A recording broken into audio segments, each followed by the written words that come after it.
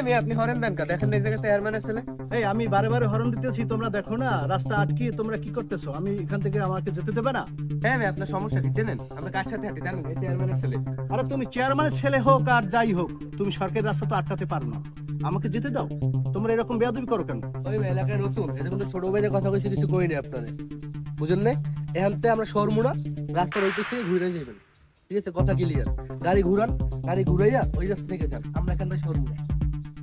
এটা আমার ইচ্ছা, আমার জমি। ওসি স্যার, আপনি সিভিলে?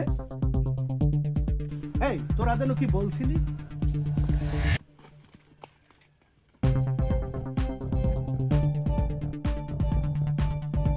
তুমি চেয়ারম্যানের ছেলে হয়ে তুমি মানব সেবা করবা, মানুষের জন্য কাজ করবা, মানুষের জন্য কিভাবে কাজ করতে হয় সেইভাবে কাজ করবা, তাহলে তোমার জন্য এটা হবে মঙ্গলময়। আর তুমি যদি এরকম মাস্তানি করে বেড়াও, এটা কিন্তু আসলে ঠিক না।